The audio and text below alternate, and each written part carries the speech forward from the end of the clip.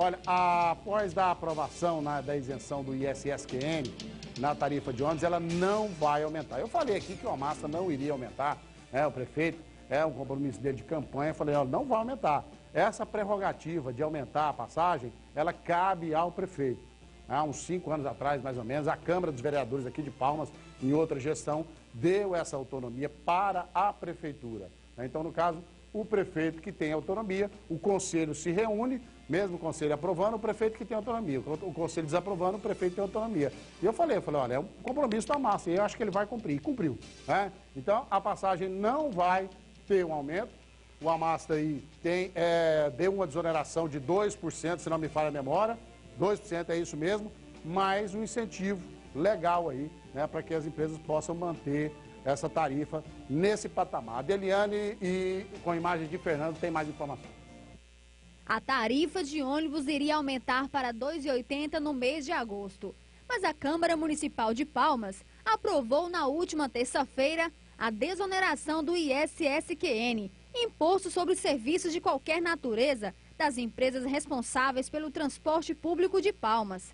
Com a isenção dos impostos, agora a tarifa de ônibus continuará com o preço atual de R$ 2,50. A Secretaria, nos estudos, ela identificou que uma das formas de não haver o aumento seria, a desoneração dos impostos. O Brasil cobra muito que se desonere os impostos para que se mantenham as tarifas, enfim, para que a gente tenha os mesmos serviços, sem os aumentos, sem aqueles custos altos que os impostos, às vezes, acabam incluindo nos produtos.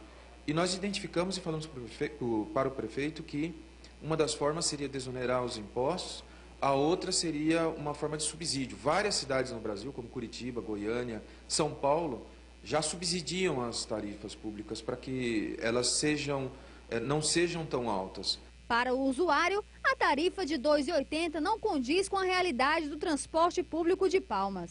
E para quem não está trabalhando no emprego fixo também fica meio alto e a diferença é grande. Aumentaria quase que 40%, né? A diferença da passagem do salário, né? Os lugares é tudo perto, né? Então eu acho que é muito caro. Faz uma diferença grande, né? Para quem não tem. 2,80 já complica, né? Para quem usa todo dia para trabalhar, vai aumentar muito. Mas sim, com certeza. E a taxa de 2,50 dá para pagar então? Dá, sim. Na realidade, o que está acontecendo é que tem um projeto de emenda à Constituição, uma PEC em Brasília, ela já saiu da Câmara dos Deputados e ela está no Senado, que é transformar o transporte público como um direito social. Então, sendo aprovado definitivamente no Senado isso, indo para a sanção presidencial, o transporte público ele será transformado em um direito social, né? E a gente entende que, mesmo sem essa aprovação, o transporte público é uma grande necessidade da comunidade. Segundo o superintendente de trânsito de Palmas, a tarifa deve permanecer o mesmo preço até 2015 e podendo até reduzir o valor. A taxa de transporte público ela é calculada com base numa planilha, e essa planilha ela tem uma forma que é o IPK, Índice de Passageiro por Quilômetro. Cada vez que a gente aumenta o quilômetro rodado, sem que haja o aumento de passageiros, isso acaba onerando a planilha, isso acaba tendo a necessidade de haver o aumento do transporte. A gente tem feito um cuidado muito grande de quando ter que esticar uma linha, a gente passar por um lugar onde tenha uma densidade habitacional grande, né? Por isso, inclusive, que o prefeito tem solicitado que solicitou que o BRT passasse por dentro da Ureni, não as margens pela Teotônio, ali as margens da Infraero, porque ali tem uma densidade habitacional muito grande.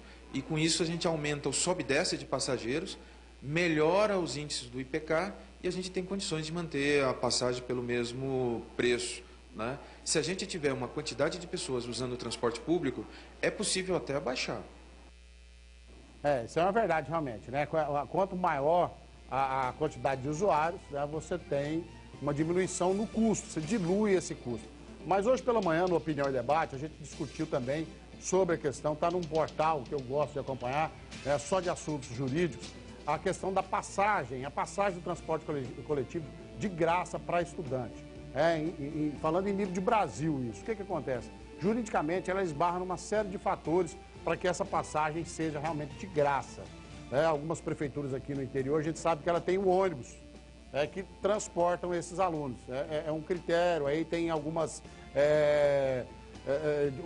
prerrogativas de um dinheiro que vem do Distrito Federal, de Brasília, do governo federal, é uma ajuda. Você pode subsidiar esses ônibus, mas agora, o transporte coletivo de graça para estudante é uma coisa que tem muitos entraves jurídicos. Então, é uma coisa que foi também parte da manifestação que aconteceu pelo Brasil todo, essa questão da tarifa de transporte coletivo. Foi o estupim, né? Não digamos que foi só para isso, mas foi o estupim, começou o pavio. Então, o transporte coletivo ainda para os estudantes, alguns ainda vão continuar realmente tendo que sofrer aí para poder pagar e inserir isso no orçamento da família e tudo mais. A gente sempre tem muita reclamação para quem estuda lá na UFT, em Porto Nacional, que fica pegando ali carona no comecinho ali de Taquaralto. Então, esses estudantes merecem, talvez, um transporte coletivo para esse tipo de intermunicipal, porque nós temos aqui alguns estudantes que vêm tanto de Porto, como de Paraíso, como de Lajeado, Miracema, para estudar na capital, no ônibus dessas prefeituras. Isso aí dá para fazer tranquilo, é legal. A questão da redução da tarifa, eu acho assim, apesar de viável, como ele disse, mas é meio assim, fora de um contexto atual, no Brasil todo.